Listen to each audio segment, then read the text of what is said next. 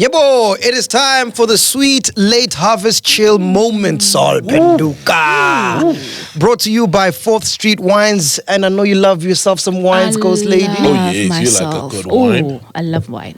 So tell me, what's your perfect chillers? Me? Oh, definitely home. Yes. Chill hop. Yeah. I play chill hop. Like, I just go on YouTube, open a chill hop mix, like 3 yeah. hours. Chill hop is dope. Yeah, oh yes. And then, Oh, it's a vibe, eh? oh, vibe. Yeah. Cold beverages. I could have my 4th Street wine in the fridge, chilled, nice and cold, with a significant person, intimate. That's my vibe. What about you, Ghost Lady? What's your perfect chillers? Nothing beats a ladies like outing. Just me and the girls. You can't beat that. And obviously with some sweet wine.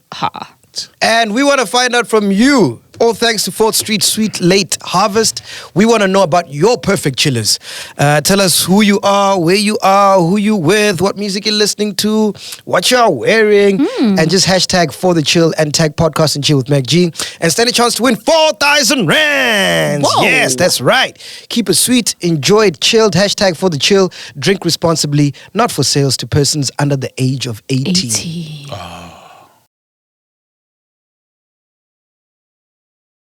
And this became very clear to me when I went to Egypt and I came back. Because now I became aware of like pyramid structures and just you know what I mean?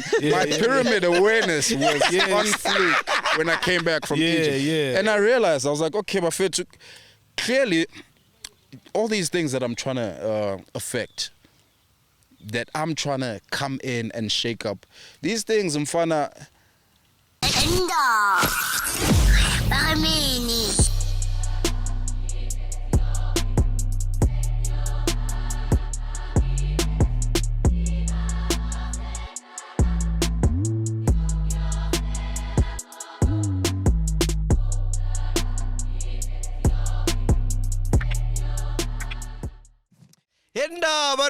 Ladies and gentlemen, welcome to a special edition of Podcast and Chill. We're coming at you live from River Meadow Manor. It's a beautiful place. There's about 30 rooms here, so huh? Yeah, man. It's a wedding venue, so when you decide to get married, so you can come here, man. Come here, come many times here. Yeah, and that's a beautiful place. Black owned also. Yeah. Just met the owner, lovely guy, Mr. Gamini. Danko. Please welcome our special guest this afternoon, the one and only Kid X. What's happening, bro? great, brother. Thank you for having me, man. Thank you for coming. You know he's a chiller. Yeah. I picked up. Fully Yeah. a chiller, yeah. Do you watch like the whole episode or there's just some parts that The you like? entire thing, dog. I let it Shit. rock. Yeah. You know what's crazy, man? Like on social media, a lot of people say I look like you. What? Do we look alike? I haven't picked that up. I haven't. Nah. Yeah. I haven't picked that up. Yeah, no, you don't want to look like me, man. Have you seen this face? Terrible, horrible. How you doing, bro? What's been happening, man? A lot's been happening, brother. I'm alive. I think for me, that's the big blessing of the now. You know what I mean? We've just experienced a lot of turmoil. Yeah. Over the last couple of months, and for me, just being here, being present in this moment is the gift. What do you mean, like you personally, or like as a country, or as a? Me personally, me as a country, well, not me as a country, but yeah. The country, you know what I mean? The world. We're going through it, man. But yeah, I'm glad to be here to tell the tale. So you follow up on like what's happening in the world, what's going on, and stuff like that. In as much as I can, I don't try and focus on it too much. But I mean, I pick up what I pick up. You know what I mean? Hey man, I find that hard because you'll get depressed, man. So much shit going on, bro. Yeah, I try and protect my mental space and make sure that I don't consume too much junk. All the things that, because I mean, if you look at what's being reported, it's actually stuff that could literally depress you. 100%. So for me, I focus on just the diet of the mind and making sure that I take care of that. Yeah. Dude, I found it so weird when you told me, because I thought like, you know, you from the hood. Because basically, I mean, if you listen to the kind of music that you make, it's very like, you know, from the hood, kasi sound, kasi vibe, kasi swag. Yeah. And to find out that you grew up in prisons, that's crazy, dog. What? Grew up in a prison? Yeah, dog. Yeah, that's true, man. 18 years of my life, Yeah. I actually escaped prison after matric. Funny enough, if I can word it like that. Yeah, itamala milspanada. You know what I mean? Oh. So if you've been to like a prison, you'll notice that it's in like an area similar to like this place. So maybe this block would be like the prison, and then the people who work there, there's residential area for them. You know what I mean? To be in the vicinity. So. Yeah, I've lived at about 4 prisons throughout my entire life. Damn. Yeah. How was that experience like, bro? Crazy. Yeah. Crazy, bro. Yeah, it hits different, you know what I mean? Because if you look at it, you in an environment where you in close proximity with some of the most dangerous people in the world. Yeah. But they sheltered. They're like you know what I mean? They're like a burglar guard away. Yeah. But occasionally, guba nama escape. Bro, so a siren will ring off to let you know. You guys will be playing at the park. Yeah. And a siren will ring off to let you know that, yo, there's a nigga on the loose. You know what I mean? And that happened. Yeah, that happens in Fana at any time. That siren goes off, and Fana, you gotta find cover. Wherever you are, you gotta run for cover and make sure that you're not affected. But I mean, I haven't been a victim of anything crazy like that. What would also happen is, in terms of just garden work, the prisoners who've been there for a long time are the people who then get a chance to be sent out to come and work on your garden and so forth. So since a young kid, I mean, I've been able to interact with dudes, you know what I mean, and really like have chats about, yo, what's going on. And you're not scared at that time, bro. I think as a kid, I was oblivious to just the sensitivity or the fear element of what it is that I was getting myself into. But I think as an adult, you become more aware, you become more conscious of, these people are actually in here for like some crazy things. And Is there one prisoner that you remember like that you'll never forget? Like, no. Yeah. No, funny enough, no. Yeah, I can't think of one specific prisoner. I've met so many. Yeah. You know what I mean? Did you ever meet someone who killed someone? Yeah. For real? Yeah. And what did he say? He killed someone. How? I was a kid, so in terms of just diving into the specifics, I was also, you know what I mean, not really keen to like, unpack it. Yeah, there was, but you could still see it, because when you look into a person's eyes, and after they tell you something like that, a lot of thoughts start to ring off in your head. So hectic, bro. Yeah. And then have you ever been back to prison, like in your adult life? You know, something like Atlas Home and Kumblikai. Yeah, my dad still works in the prison now. Oh. Yeah, so I mean, when I go see my dad, But I'm saying, like, you've never been arrested. No. Oh, okay. No. Okay. I haven't been arrested, no. Yeah. I mean, apart from like a night in Brixton, Yana, where they caught us drinking, they caught us with an overloaded car in Melville. You know what I mean? And then they charged us for like drinking. Drinking, which was wild. But we spent like 6 hours in Yana, and then we were out in the. Oh, you've been through that as well? Yeah, fully. Have you been through that, so? I didn't spend the night, but I have. Yeah. But like It's public wild. disorder as well. Yeah. It's wild, bro. I had some mummies, so the car was full with some mummies. And then when we got to the police station, they took me in and asked the mummies, like, are you with this guy? And the mummies were like, nah, we don't know this guy. And then they left. Ish, bro. Tough, eh? Fuck, man. So when does the hip-hop bite you? The hip-hop bug bite you, bro? Hip-hop bites me in grade 9.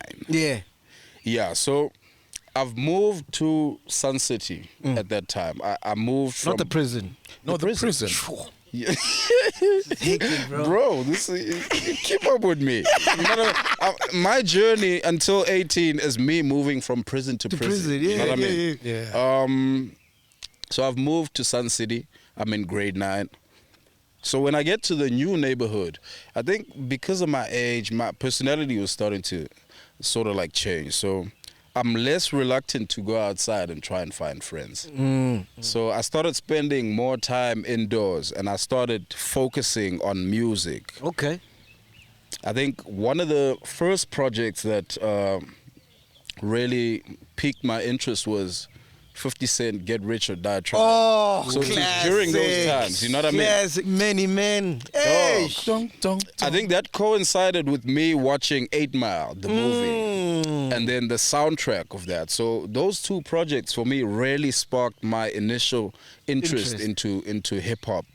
And I remember I had a group that I formed with a homie of mine who's my DJ right now. Oh, yeah? Yeah, we were in a group called Lyrical Assassins. Yeah. In grade 9 when I got to a school called J.G. Stradom. I think it's now called Diversity High. Yeah. Yeah, so he pretty much introduced me to an entire world of hip hop, because prior to that I was just a kid who loved soccer. I thought I'd be like a professional footballer. I was What up position and you down. I'm a trial.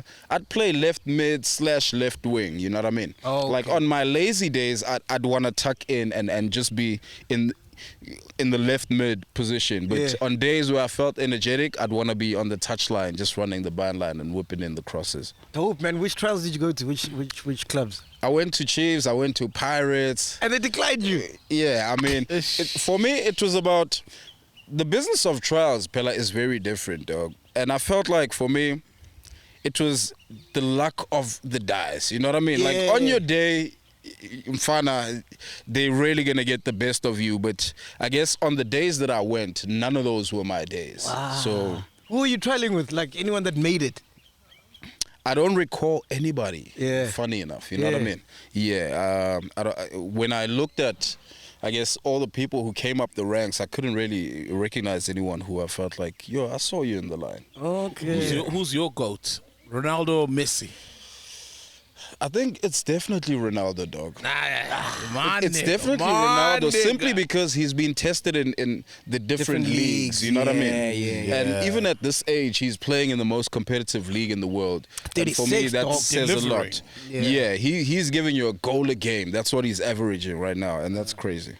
Oh, so the X makes sense, and Kid X is from Orlando Pirates, isn't it? No, Oh. funny enough. But that's how the name came up. So there was a girl called Miponi in my grade 9 class at Diversity. So I was big on like graffiti. And I think I drew like a skull.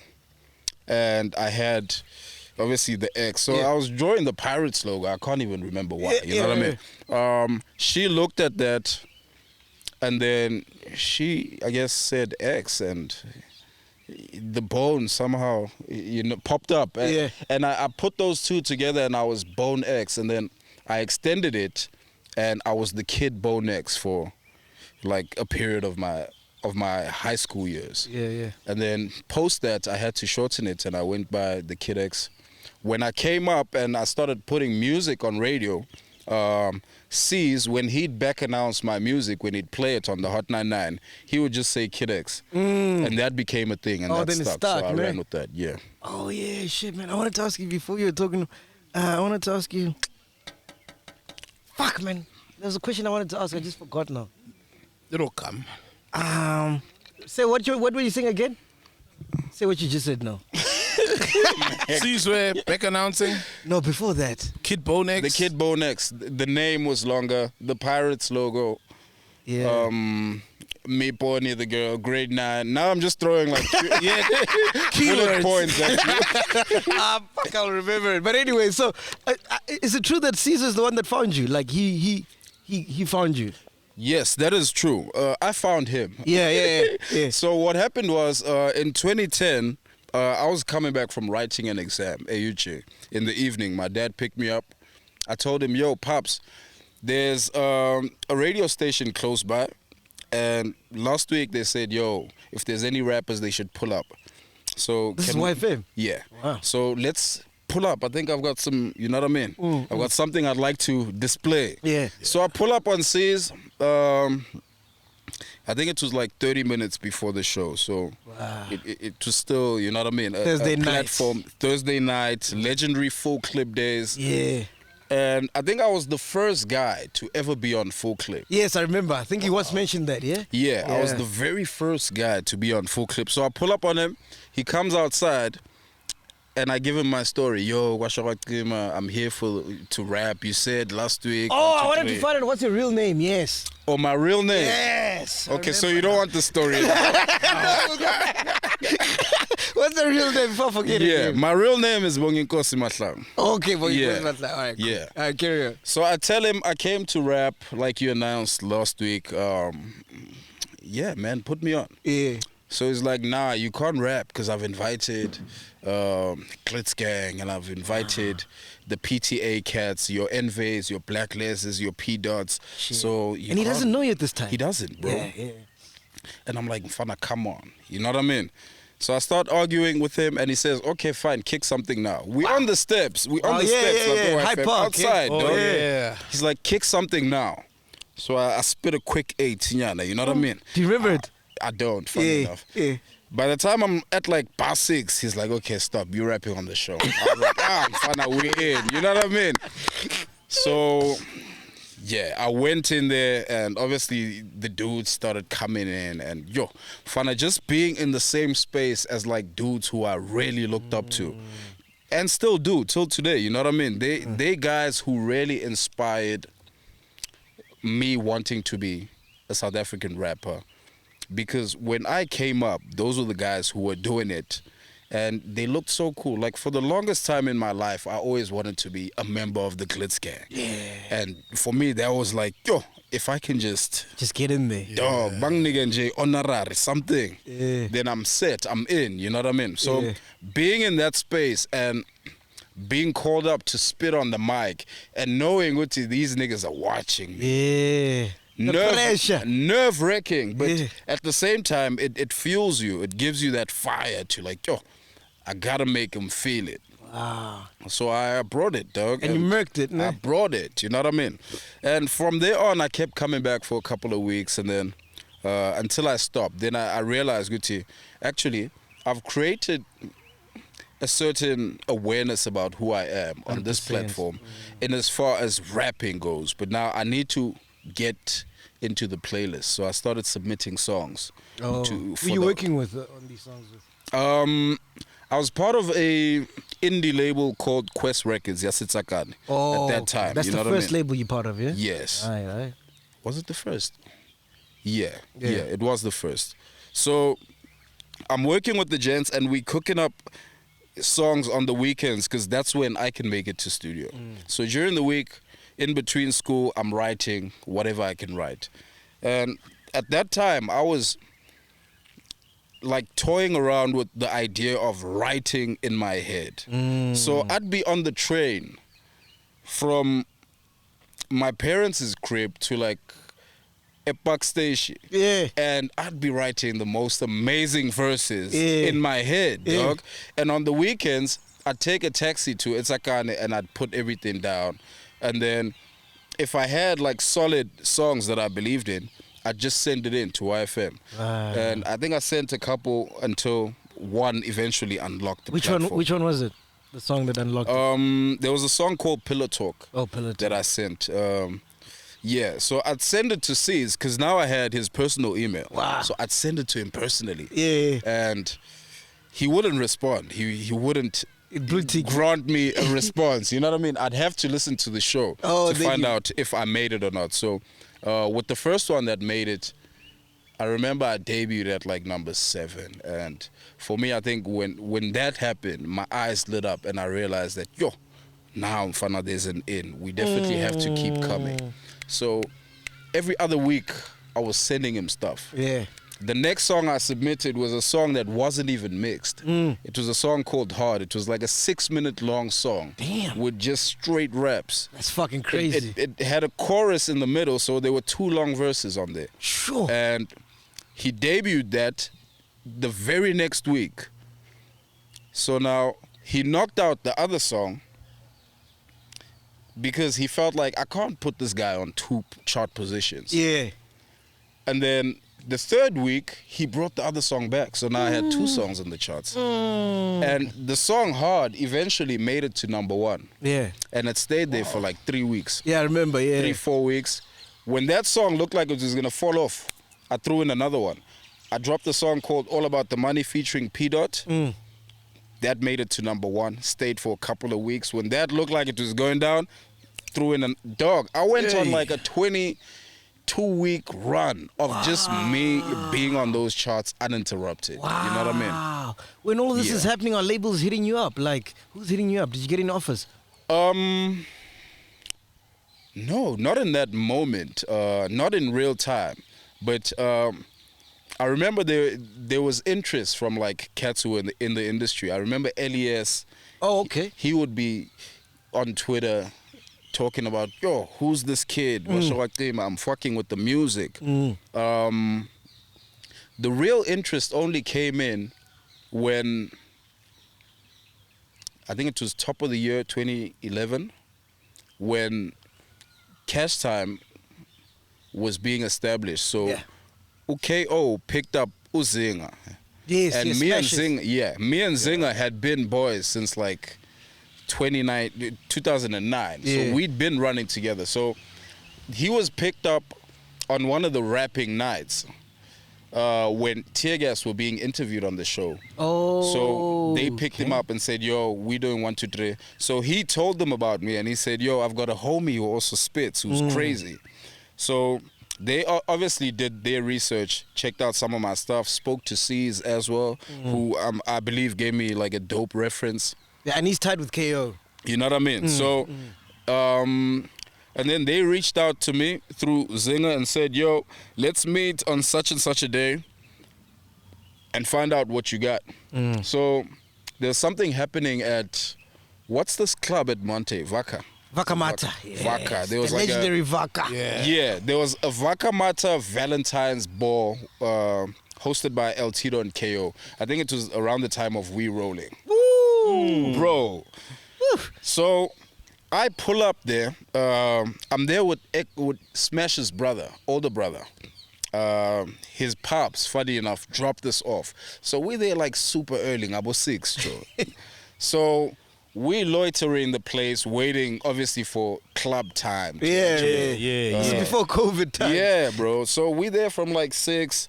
I know. Eventually, I think we moved to the club about 10, 11.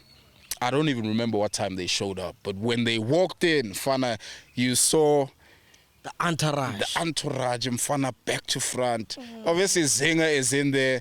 So now it's showtime. It's for like me. a And movie, I'm like, bro. yo, this is a different life. So that whole night goes down. And as they're leaving, at the end of the night, Zinger calls me, says, yo, come holler at the big homie. So I'm walking them out now, and they walk into the car park. And I'm talking to KO. He's telling me, yo, so I've heard so much about the stuff that you can do, and I've heard some of the music, and I think you have a lot of potential. But the only condition or the only factor for me that would decide whether or not we work is if you can spit in vernac. Oh, you're not spitting in vernac at I'm the time? spitting in English Okay. that entire time. So he's like, I'm giving you a week. I'll see you in a week's time. Yeah. Work on some material. Fana, I've never written a single bar of vernac at that point. Yeah. So that entire week, Fana, I'm in the workshop, trying to come up with some of the freshest vernac bars. Wow. Because this is my shot and I gotta make it. You know what I mean? So I meet up with him a week later. He's scooping us in Bram because he's scooping me and Zinger in Bram because they on the way to an interview on Metro FM with Touch. And now my audition is gonna happen in between that. Wow. But I'm not even aware of like what's about to happen. I'm just being scooped up, yo, let's go.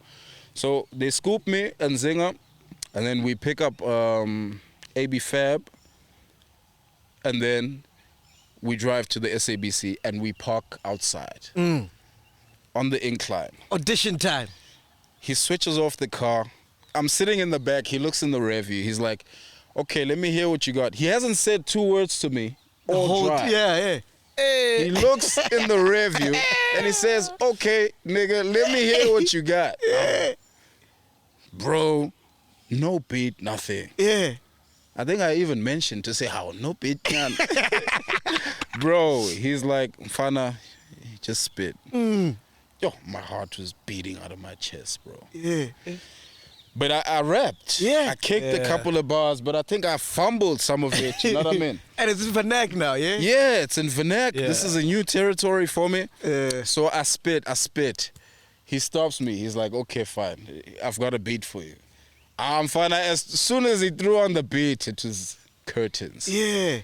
It was curtains because for me, I felt like now this is where I can flourish. Yeah. I rapped on that beat. It turned into a cipher in the car. Damn. Because straight after I rapped, Zinger jumped on. He dropped the verse. Straight after that, AB Fab was in there. Straight after that, I was back in there.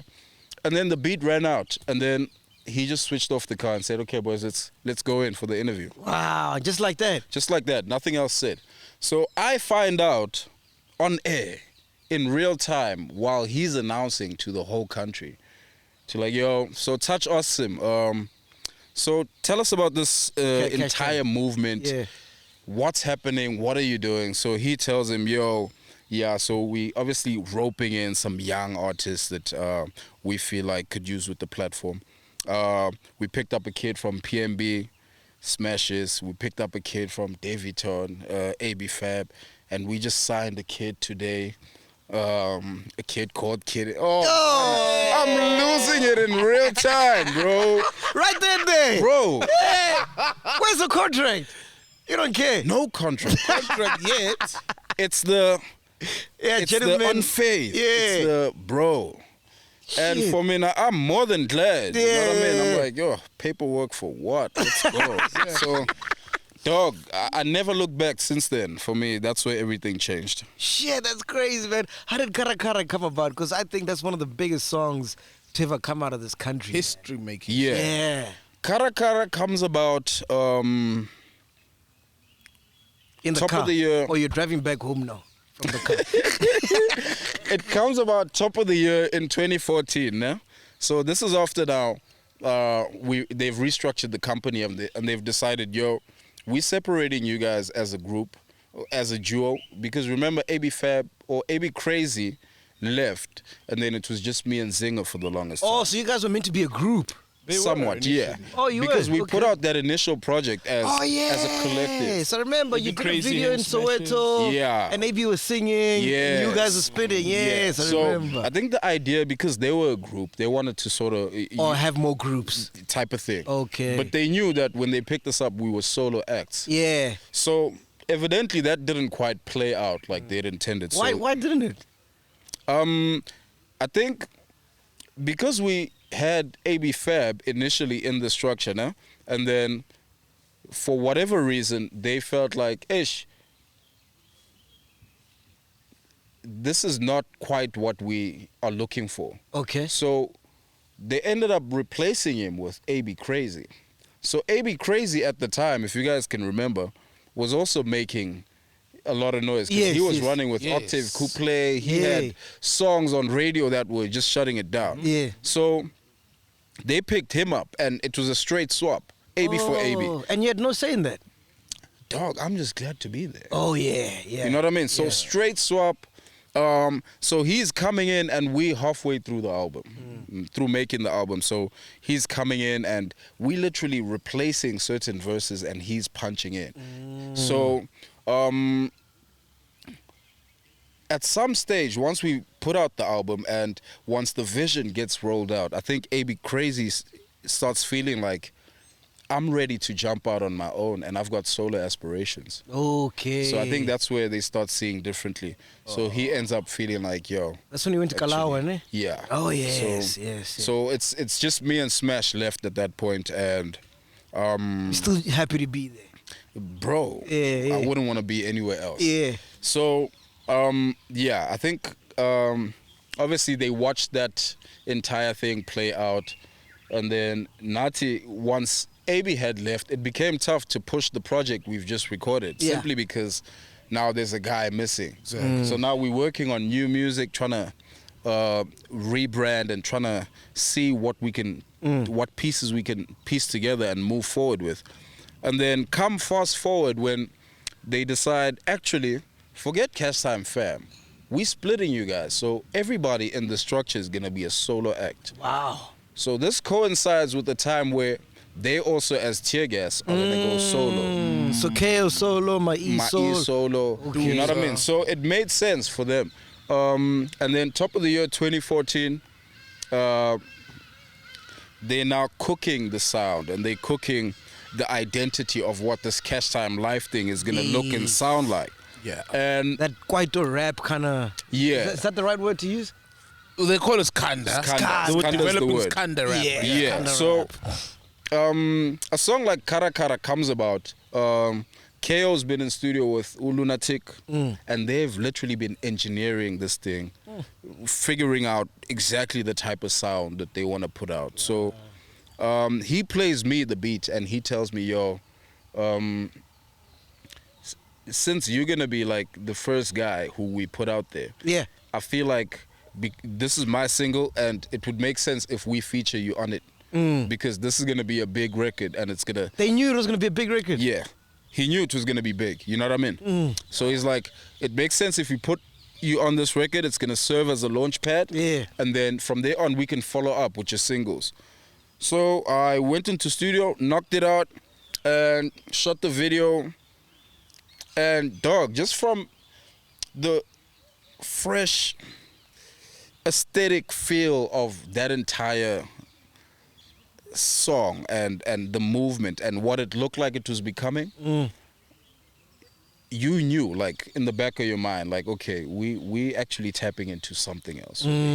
So Something special is happening. yeah, so that became that, you know what I mean? And I guess once that hit, as a camp, we sort of had to now expand on the sound. So we have to now tap into this pocket and have to make songs that are in this vibe. Yeah. And own the sound. Yeah. How was it like working in that camp? Like, did you guys have one producer and then everybody just gets in the studio, Yeah. records, and Yeah. if you like the song, you're like, hey, can I have this one? How was the working environment like? The working environment was amazing. It was very team orientated. Yeah. So the producer, obviously, who was churning out the sound was Lunatic. Okay. Beats. So a lot of the beats were chosen for us. KO was someone who was really directing the ship on that level of like, yo, try this beat out if you like it. I really hear you on this. And then obviously so he's pulling all the strings. yeah, definitely. And that's how you got songs like Passin' Special from myself. Even that hook, they wrote that hook. Oh, wow. They were like, yo, this is the hook we hear on it. For me now, when I heard the Passin' Special beat initially, it sounded super abstract. And I didn't really understand like what commercial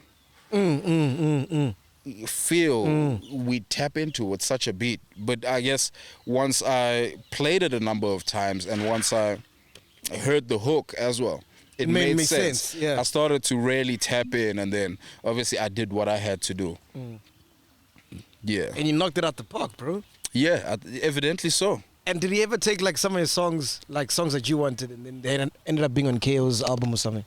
No. So his creative process, funny enough, was something that he kept very sacred, right? So he's someone who would cook stuff that would be for the team, and then he would then tap in and sort of focus on his solo journey. And then Manhlangane studio, maybe you there to record your song. Yeah. He's there knocking out 2 songs for his album. Damn. You know what I mean? And you hearing these verses in real time, and you're like, yo, bro, the sound is expanding, and it's crazy. So being able to see that and being able to see him work on the album in real time like that was such an inspiring process. Yeah. Being front row and watching him create, Shit. Wow, man. insane, bro. So why leave, bro? Because it sounds like you're so happy, man. Yeah. So what led up to me leaving, right, is so KO has dropped his album. Yeah. he's had the success unprecedented in SA hip hop. Summers, you guys won record of the year at the Summers. Yeah. Beautiful. Like, we won collab of the year as well, and I don't think a hip hop song had previously achieved that. 100%. So come 2015, I've been working on a body of work, and now naturally people who are watching this thing have seen KO do his thing, and now the focus looks like it's coming to me, and now the baton is obviously, or the focal point in terms of the record label, is going to be centered around this next drop, Kid X. So I've been working on a project called 3/4 Pace at the time. I submit a demo version of the project to the company. They hit me back after Hip Hop Scholars Day as well, ne? Scholars Day, yeah. Oh, yes. So they hit me back after a couple of days, and they not hearing it. Shit! They not. It's not resonating like You fucking kidding what me. I thought it would be. Yeah, It's for real. pop. It's pop. Don't pop. say resonating. Yeah, I want to be very political about it. You know what I mean? Yeah. So we're not on the same vibration about the project, essentially. And for me, this is a project that I feel like is like a very real expression of where I am at that point. Yeah. So they say they're not feeling it. So now I have to start negotiating and talking about, okay, we don't have to call it an album. Can we dress it as something else? But EP or I whatever, definitely need this thing to come out. So they end up saying, okay, my nigga, yeah, if you're going to call it a mixtape, best. Yes. So what I then do is like, okay, cool. So I hit up PH, Raw X, and I schedule some studio time. I tell him, yo, bro, I need 2 days of your time. I just want to re-record this thing, because obviously the version that I had was proper demo. Like, I recorded that thing in my bedroom myself with no engineering skills, you know what I mean? So I record the project as it is. Not a single lyric change, bro. The same project, same beats, same everything. I just re-recorded with PH, and he touches it, and whatever the case is. And we put that out for free on Delta File Host. Okay. On my birthday. Shit. I think we dropped it at like 25 to 7 in the evening. Bro, we sitting there watching the numbers Yeah. go crazy. Wow. Go in a week, I think we did 500,000. You- in excess of 500,000 downloads. You know what I mean?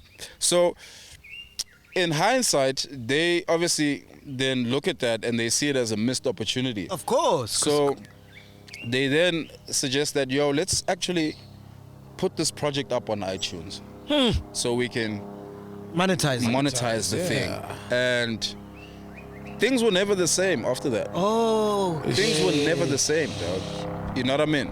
Because it became clear that our vision is different. Like, how you guys want me to move and how I want to wanna move are totally different things. And I'm not capping. Here are the facts. Here are the numbers. You know what I mean? Yeah. So, for me, naturally, I think the relationship got strained, and the natural thing for me to do was to move from that. So how many other projects did you do even after that? Did you do any? No other one. Yeah. What happened was, obviously, I tried to roll out a few singles from Yeah. that same project. Okay. Yeah, so I think I rolled out like 2. And then, yeah, the energy in the camp was just never the same after that. Yeah. So naturally, the relationship, I guess, suffered, and I had to move. So did you just get out, or was there a contract keeping you there? There wasn't a contract, no. So it was a convo okay. type of thing of like, yo, Bafetu, Let's push. this is where I'm at right now, and I feel like it's best if I move. So how do you get on paid my if own. there's no contract? How does that work? Yeah, I mean, there's agreed upon certain payment structures of like, yo, in terms of shows, this is what, okay. yeah. And And you were that's happy pretty with much- that, ne? Yeah, I think that was dope, simply because I didn't know much about the game. Yeah. Yeah. So had you guys had the same vision, you'd probably still be at Cash Town right now. I definitely still would, yes. Damn, bro. Did you never ever? Because a lot of people say don't sign to an artist Yeah, because you'll feel like you're second best. yes. Did you ever feel like that? Like KO was always the priority because he's the cash cow. At Yeah. Cash Time. Yeah, I mean, there was that simply because he was the hottest artist in the camp. And even in terms of attention, you'll give attention to what's bringing in the most money. That's true. But I guess on some level, just on a personal level, you start feeling like, damn, like when am I actually gonna reach a stage where I've got enough support around me so I can move in a direction that's gonna get me to where I'm trying to go. 100%. Yeah. So yeah, that's how it went down. And then when does Rap Life come calling? So Rap Life happens. Hey, have you noticed, Sol? Cash Time is no longer, Rap Life is no longer. Yeah. And the only common thing is they all both had kid eggs. Yeah. Yeah. He's the problem. They're both X labels. Yeah. X labels. Yeah. You gotta solve for the X. It's important. So for the eggs. That's the maths problem that we're dealing with. So I left Cash Time in June, né? Yeah. No, July. And then I think my journey with Rap Life kicks off the very next month. Okay. Yeah, so initially Rap Life was meant to be a collective between myself, Questa, and Busi, Busi, the singer. the singer. The singer. Superman Busi. Yes, sir. Damn, Yes. okay. Yeah. Wow. So that's how it's meant to go down. And I think somewhere during just the talks leading up to the thing, Busi ends up pulling out. Yeah, she was having a baby at the time. I think there was a lot of things happening in her space. So we end up it's me and Senzo now. Fuck, that And would have been dope, bro. I know. Yo. And it would also open up a different channel of just like what we could potentially tap into, because it became a rap label. Whereas with Busi, you Busi, can it's tap another- into yeah. Bro. You know what I And mean? she was game, dog. Bro, she was in. She was about it. You know what I mean? Wow. So she pulls out. We end up running with just me and Senzo. Yeah. And that becomes the inception of that. And you guys are boys, ne? Yeah, we boys. Yeah. It's a flippin' dope idea. Yeah. When you look at it on paper, funna. Makes sense. There's no reason not to do it. Yeah. Also because we both come from like a similar background in terms of how we got introduced in the music space. He comes from the squatter camp branch. I come from the tear gas thing. Oh, And now we're yes. banding together to create this powerhouse movement where we can extend the platform to other people. Yeah. It makes total sense. You know what I mean? I think it's because he didn't go to prison. That's the problem. Should have been in prison. Yeah. Yeah, so that's how that kicks off. Yeah. So then when does Nota and who's the other guy? Twana. Leroy. Yeah. Yes. Come into play. They are in the play. Okay. Yeah, because they are people who have been working with Questa. Oh yes. Part Yeah. of his team and stuff. Yeah, so Nota has been working with Questa since I met them. Yeah. Since squatter camp, because they pulled Yeah, it yeah. under Bada squatter bing. Yeah, camp. they came up from that Ventilation, bada entire bing, thing. I think Leroy is childhood friends with Senzo. From the And Senzo. then at Okay. some point they decide, let's actually work, because he's got a corporate background. So It only he makes comes sense. in too, you know what I mean? So that becomes the makeup of the label. Yeah. Is that it? Yeah, I mean, to your question, yes. Yeah. Yeah. Those are the partners in this thing. So it's 4 people. So you guys registered the company together. Registered, no. Not registered together. What ended up happening with the registration was that the registration became a verbal thing. Okay. That we spoke Hey, you like of. verbal things, eh? Yeah, it became something that we spoke of and never really got around to actually formalizing it. So on paper, Yeah. who was it then? It was So on Leroy. paper, it was Leroy. If you check CPC, CIPC, yeah. records, you can actually see Guti. It says Ntwana, not Leroy Cause. Yeah. Rap Life. Rap Yeah. Life, yes, that's what it says. So that's what it said formally. So why weren't you guys on the name on that document? So what would happen was there were a lot of back and forths just about who was entitled to what portion of it. Yeah, yeah. You know what I mean? Yeah. And we had those convos for a long time, and we never really reached a consensus about it. So in terms of formalizing and registering the thing, that became one of the hurdles. And it became one of those things that became put off for so long because there were so many pressing issues. Yes. Because the ship is moving. Yeah, You know what I mean? yeah. And it never happened. It was something that we acted on because we knew, when I upete percent engak. So when we're sitting down in meetings, you would exercise that.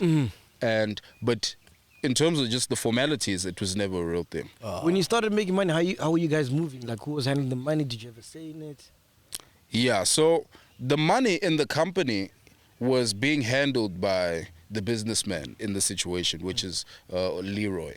He's the person who's been entrusted with that, and he's obviously just distributing it where it's needed. Yeah. You know what I mean? Yeah. So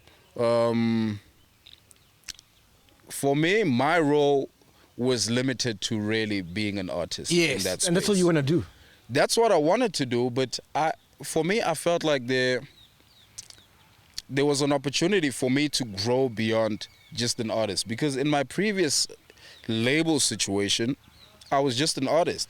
And for me, how we presented Rap Life to the public, people knew that we were the joint owners. 100%.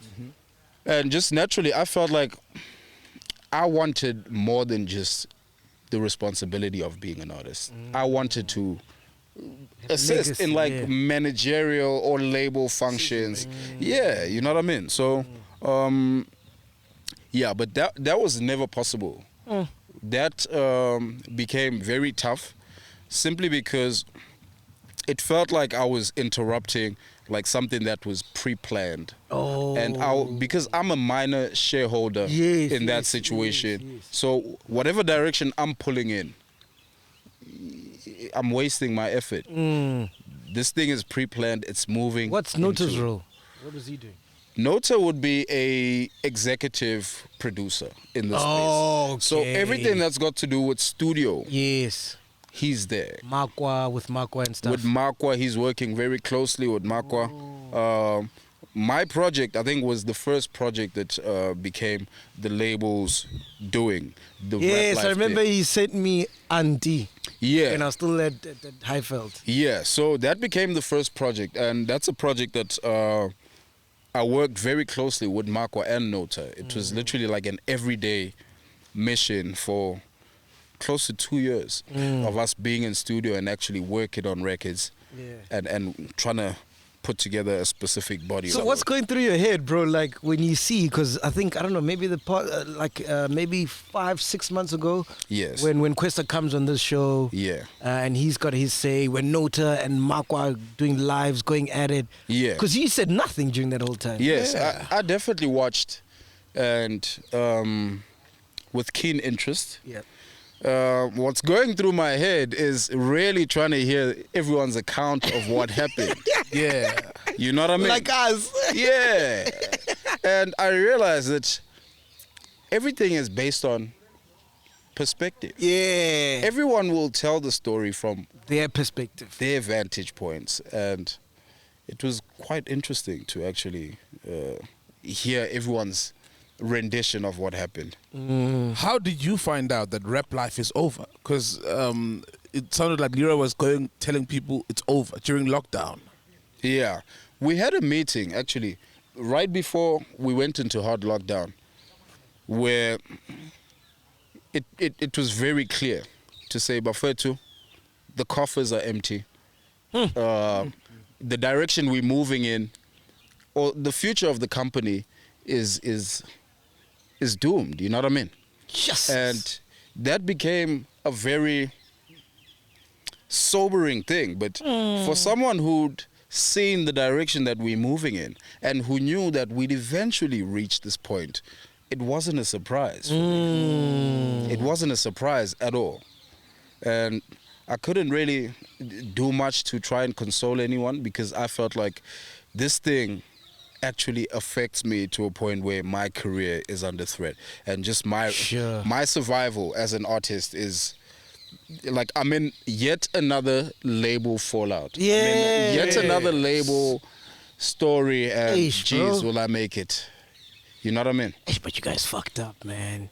Yeah, You guys could have built a dynasty, man. Totally, I totally agree, dog. What would you do different? Like what, knowing what you know now in hindsight?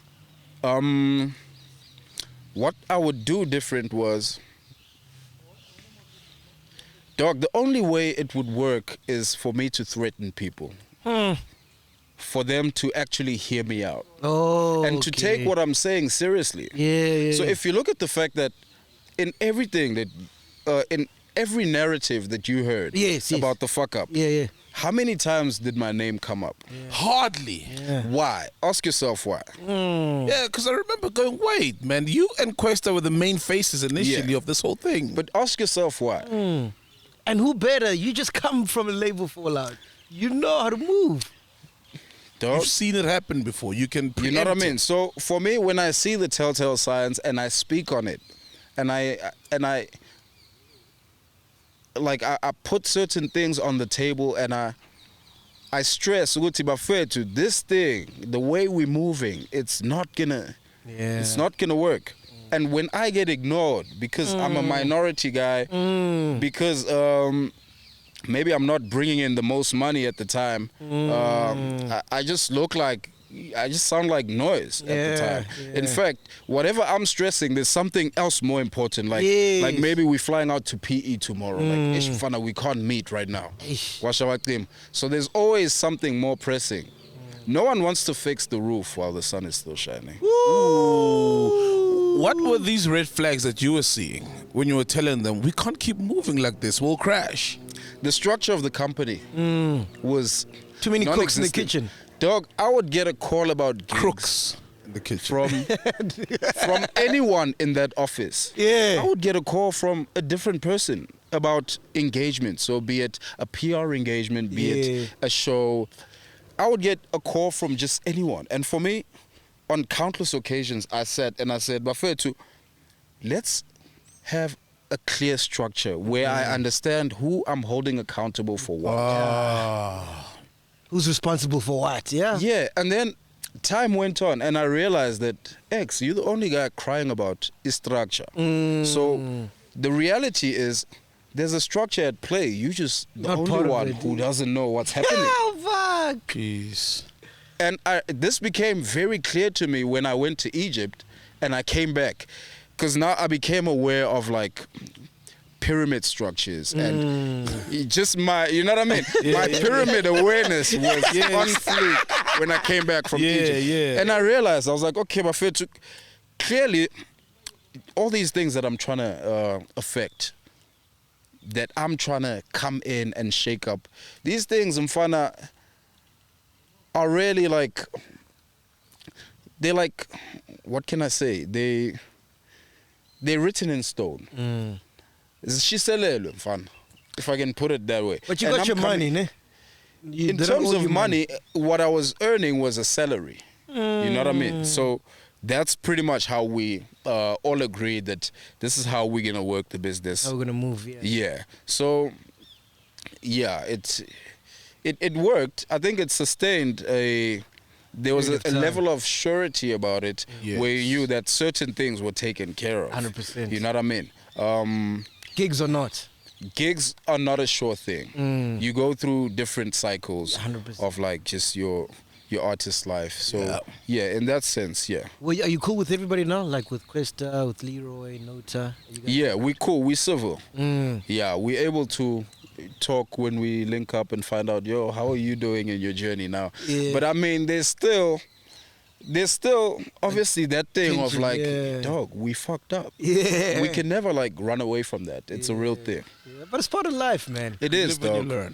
Like for me, I look at it as a learning curve, because it's part of, you know, when you decide I want to be this type of artist, and this is my goal, I want to win a Grammy.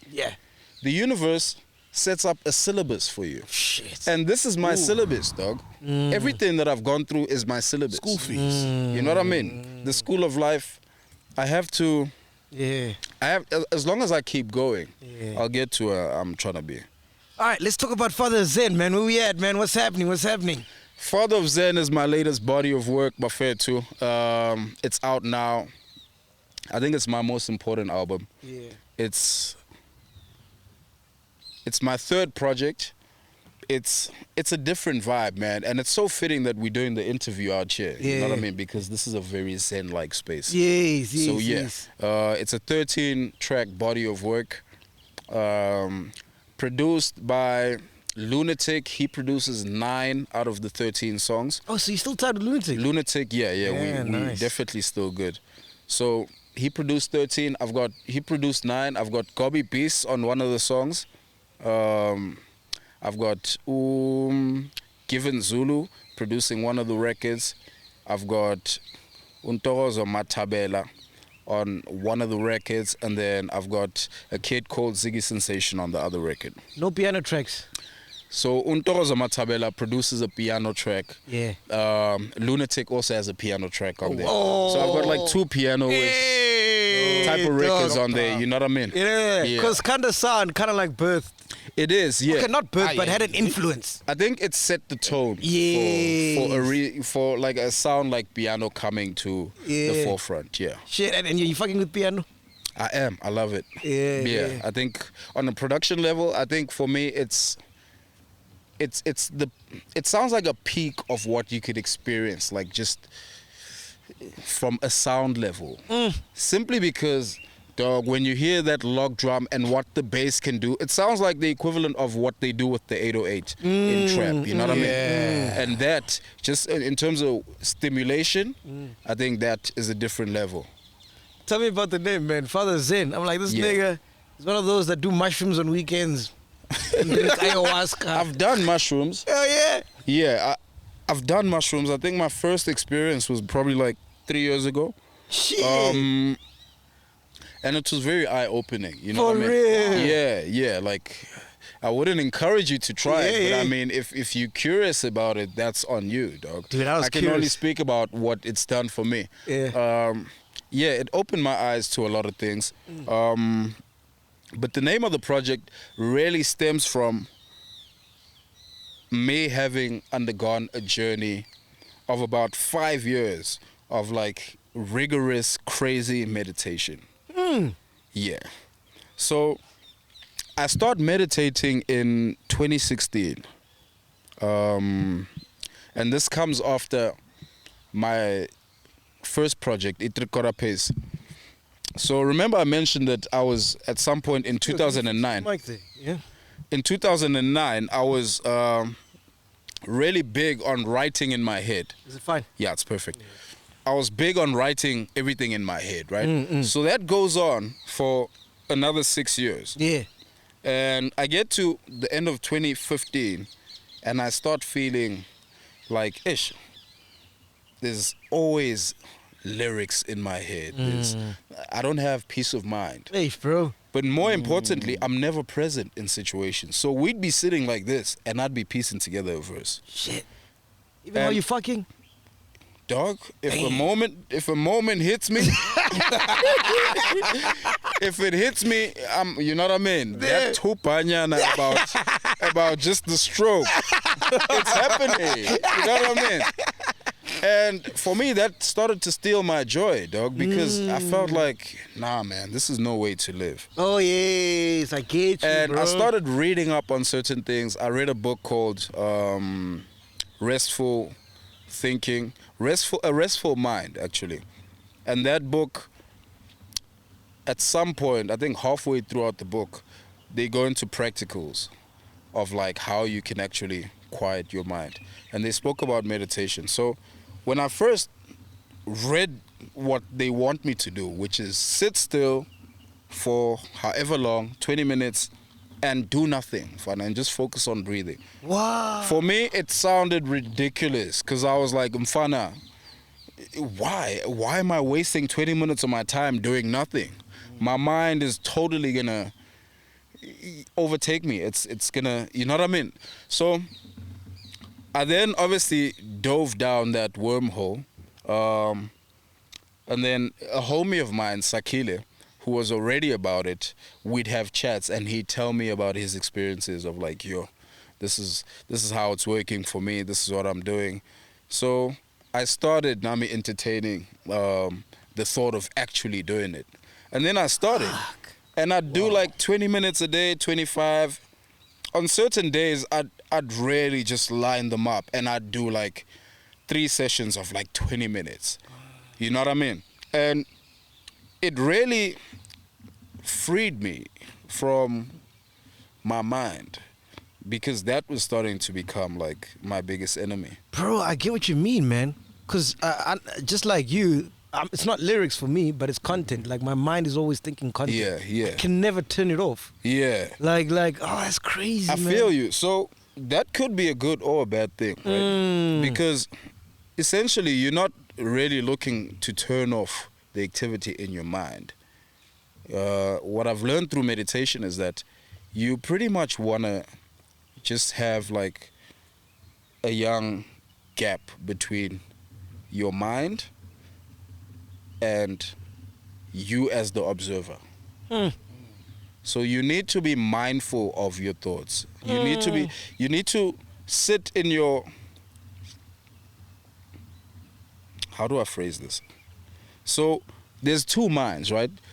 There's the mind that's always active and always thinking. Yes. There's the mind that when feeling sad, you will identify yourself as a sad person, but the reality is you are observing yourself going through a feeling of sadness. Shit.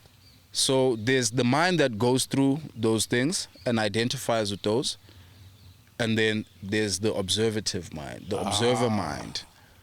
And it's important to know that there's 2, and more importantly, it's important to establish that gap between them. So you can occupy the seat in your observing mind, where you can just observe all the things that you're going through without claiming them and them becoming you and you identifying yourself with those specific things. Man, I feel like I'm on mushrooms. You're fucking with my mind. Damn. And this location is not helping. Yeah, this location birds. is perfect, bro. Like, you know what I mean? It's perfect. Wow. Yeah. So that's what meditation has done for me, dog. It's really allowed me to... Are you hearing what he's saying? So does it I'm make following sense? exactly. Sure. It's allowed me to be present and to really just be grateful of like life. So in my meditation practice, I'll sit and I'll close my eyes and I'll focus on like different parts of my body, and I'll do like a countdown from 5 where I'll relax my head firstly. So with every count, with every lower number, you relax it even more, and I'll go from head to toe, and then I'll do my entire body, and then I'll just sit and become aware of the sensations that come about and become aware of whatever thoughts go through my mind. So at Rap Life, when you said let's meditate, they were like, "Fuck." That's what happened. You could say that. Nah. You could definitely say that. You know what I mean? In as much as not. I mean, I wouldn't say everyone is open to something like meditation, because I distinctly remember how ridiculous I thought It is when and it I sounds. was Yeah, on the other yeah. side. You know what I Yeah. mean? So I don't expect people to be ready to sit down and meditate. Yeah. So yeah. No, man, I love that, man. Fatherhood, how's it been now? Fatherhood, amazing. Yeah? Bro, like it's a different level of joy. Yeah. Like for me, I feel like it's expanded my spectrum of emotions. Yeah. I felt like for the longest time I was hovering in No the man's middle. land, yeah. In the middle, where I didn't know real happiness and I didn't know real sadness. You know what I mean? But now I'll walk into the house. Like when I get home now, I know my kid is gonna be thrilled to see me. Like it's gonna be the equivalent of like the highlight of your day type of thrill. Yeah. And like that can never not affect you as a person. So I feel like that's just opened me up emotionally, and it's allowed me to really like just experience things with a different level of joy and a different level of depth. Have we gotten to the level where you don't call women the B word anymore because you got a daughter now? Yeah, definitely, dog. For real, like Tell that to Saul. Saul still calls them the B word. Hey, yeah, he's on the he's journey. making things up, man. Yeah, He's making things up. but you have a daughter too. Exactly. That's why I'm like, I don't do that. Hey, man. Does he or doesn't he? Hey, man. I don't. Yeah, Jens, do I? Nah, I don't. No, I don't. yeah. I mean, it's tough having to raise a girl child. You know what I mean? In South Africa, Hey, especially, dog. it's bro. an assignment, dog. And I mean, I feel like God chose me for a specific reason.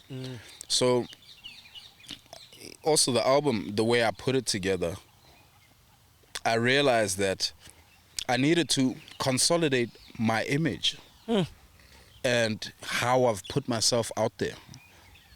Because my kid is going to be old enough to visit my catalog and to really get a sense of who I am. Yeah. We don't know who our parents were, Mfana, before we were born. Nah. True, bro. We don't. We just know who they show up as once you're here, and they're like, okay, I need to fix 1, 2, 3. I need to come across as this person. You know what I mean? But my kid will dig beneath that and say, Pops, I see who you are today, but who are you really, and who were you? So I realized that with this album, I need to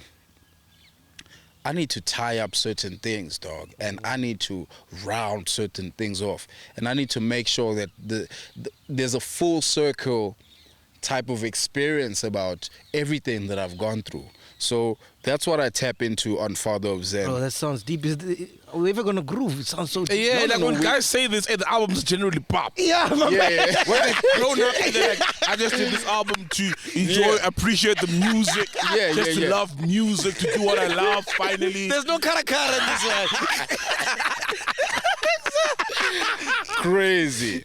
So, you know, the thing about if you look at a concept like Zen, it speaks about calmness. Yeah. But calmness, you can only find calmness out of disruption. Sure. So if you, on the album, there's a tug of war between order and chaos.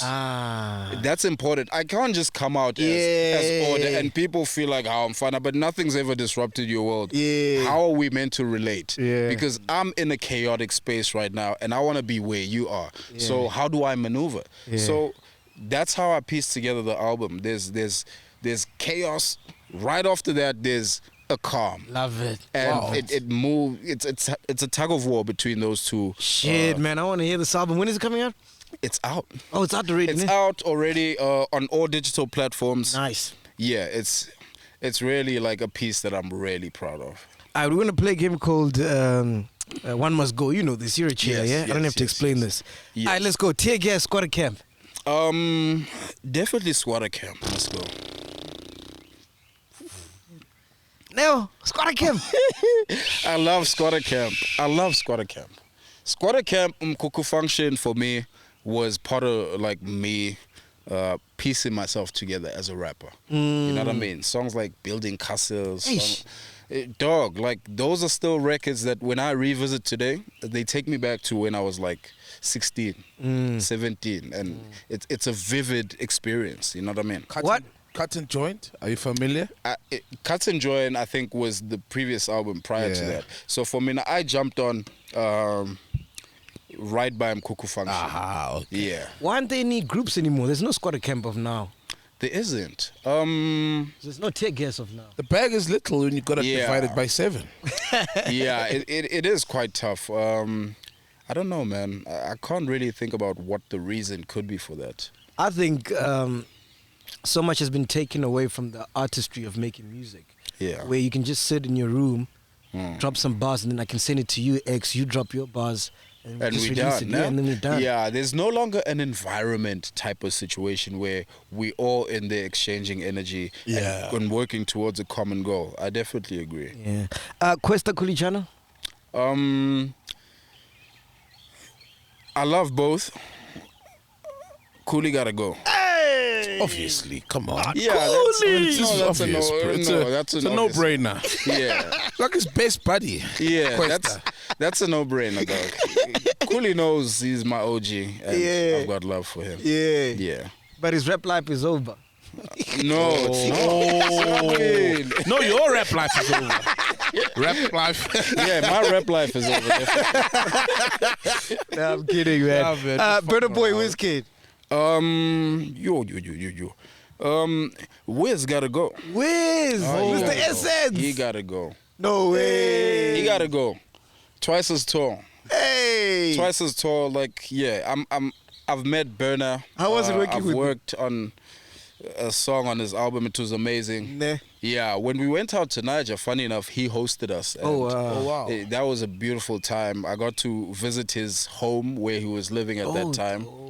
Yeah, his mom made jollof rice for Jollof. us. So do you understand why? Yeah, the why level. Wiz has to That's go? That's family. Yeah, full Please on. explain how crazy Nigeria is, how big, how Bro. massive it is, bro. It's insane, my dog. It's like 5 times as big as SA. Yeah. Yeah, it's insane. Also the love and just how they revere artists. Find out when we were driving in the streets, when he just scooped us up from the hotel, we're in the SUV and we're in traffic, no? But there's dudes who sell each and everything on the sidelines. Yeah. But now these dudes stop selling and now they surrounding the car and literally Sebayas Kapa mfana too. Yeah. Wherever we're going and Wow. it's just a frenzy. Like that was crazy to observe. And they knew who you were. Not me, no. Yeah. It wasn't about me. Yeah. Burna Boy. Shit, Yeah, man. it was about Burna, yeah. Oh, this is an interesting one. AKA the Les.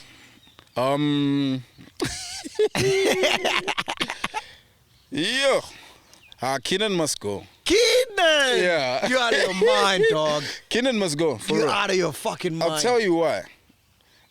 Elias co-signed me first, dog. Yeah? Yeah, he co-signed me when no one cared about Kid X. You know what I mean? And he's still like on an energy level. He still keeps the same energy with me till today. Like, But Keenan, no one It's has a a better no-brainer. catalog than him, bro. yeah. Keenan, I mean, amazing talent, and Yeah. he's my dude. You know what I Yeah, mean? yeah. But I mean, I have to be real with it. And you know what I mean? If one must go in this scenario.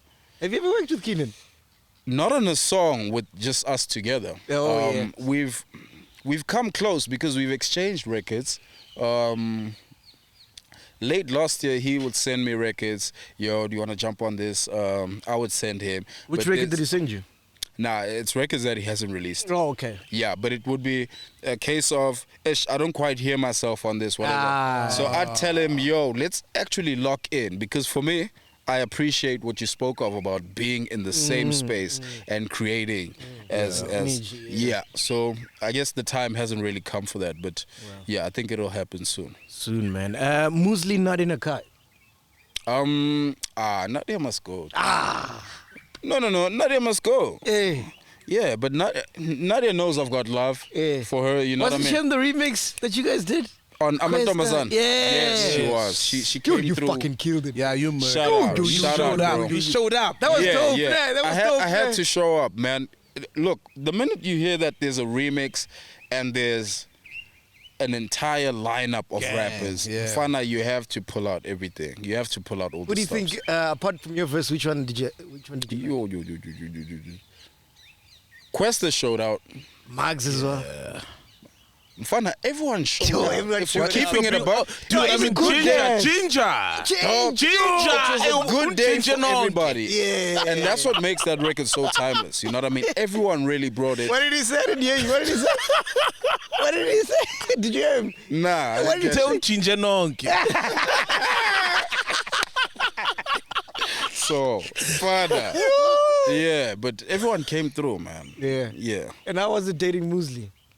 What are you talking about? That's just talk when I go catch time. For real. No, Mostly for no. breakfast.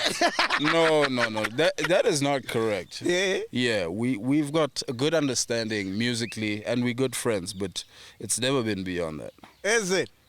I'm dead serious. Where's the Bible? Do you want to send the Bible? Bring it. Bring it, dog.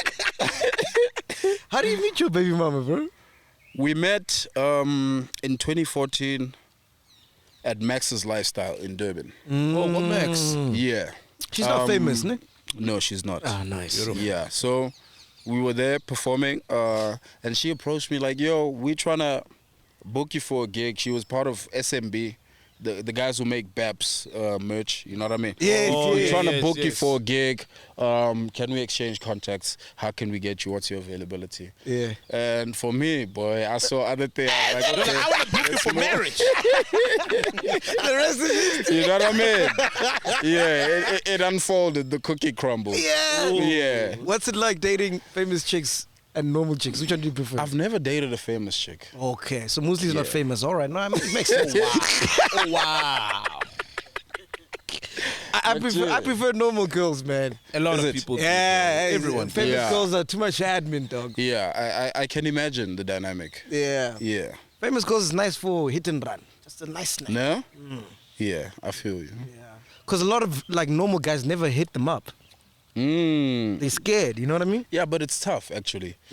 As a normal guy, now you sort of do feel like Yeah, it's too you're out much, of- ne? it's out of your range somewhat.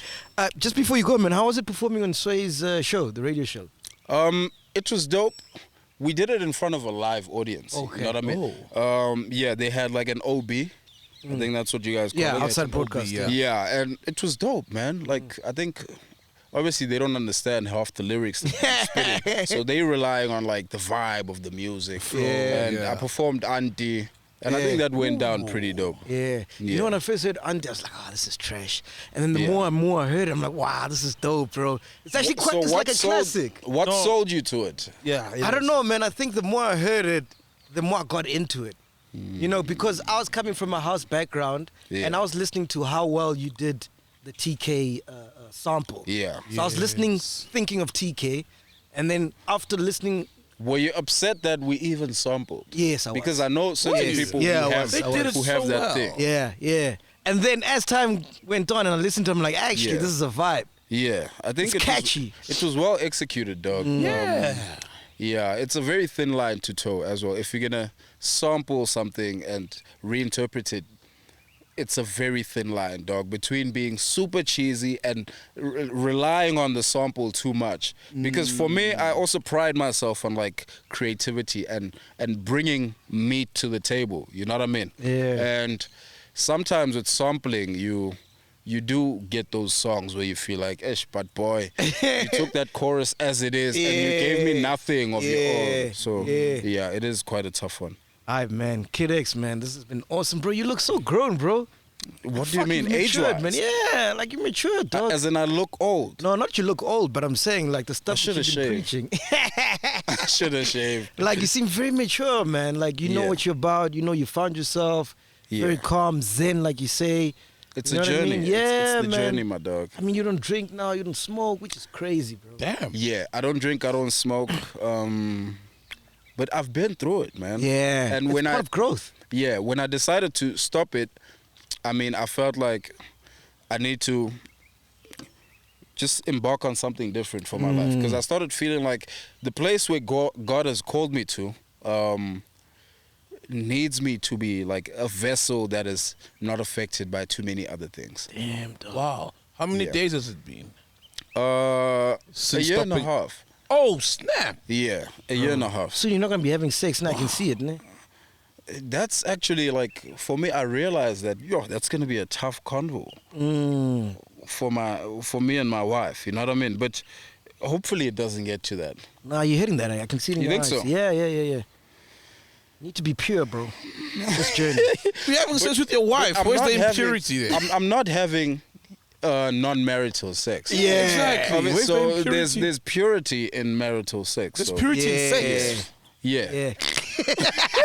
So we'll advocate for sex, you know what I mean? So yes. And you're not talking about the purity, baby. No. Only R. Kelly sex has got next time. Our sex now is for the grown and sexy. Wild, bro. Anything you want to ask Kid X, bro? Nah, nothing, bro. Shout Yeah. out, bro. How like someone like me who wants to quit, Yo, like reason. drinking. Your reason, come through, bro. Wait up, man. Someone like me who wants to, how would you Yeah, advise come someone through, to like man. We're gonna rock with embark Reason on that after. journey? Have you ever worked with Reason, bro? Yeah. We were in studio 2 days ago. Oh, 2 days ago. Oh, yeah. Oh shit. Siso Alakai. Siso Alkaline, no reason. With Alakai. Alakai.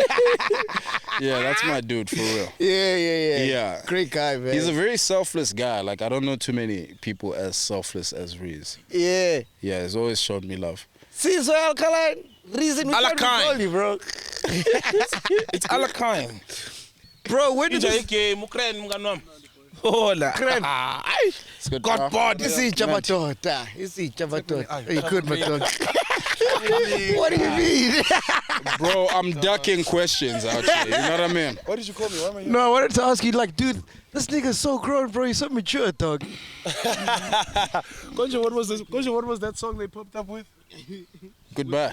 Yeah. Oh yeah, cash time, yeah. Yeah, there was no PS. It's my first time, like, actually having a conversation with Kid X. I don't know if it's the same with you, so. No, second time. Second time, I was man. bumped too much. Yeah, and I'm like so impressed, dog. Like, the guy's focused, bro. Yeah, he's a grown man, man. It's a lot will happen when you go to Egypt. Where are you going? I will go to Egypt. Take Saul to Egypt. He'll come back a different guy, dog. He might quit this whole shit. Do you remember the first time you guys met? X. When was the first time I met X? Yo, it was on the street somewhere. But I'll tell you one thing about X, actually, now that we're on the topic of him growing up. X and Smashes were the first people to give me lean. Oh my God. Oh, flip, Yes, for real. we were. Yes, we were. These cats were lean ganging hard, dog. Yo, the song never even came out. Bro, and I bumped We that got so song fast. recently.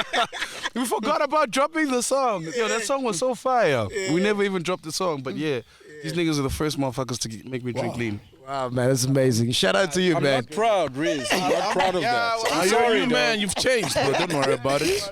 Kid X, thank you so much. This has been amazing, man. Thank you so much, bro. In closing, what do you want to be remembered as, bro? Blackout, blackout, and I've watched this so many times, yeah? and I've always Came said, prepared for it, right? dog, I'm gonna say. where's my answer now?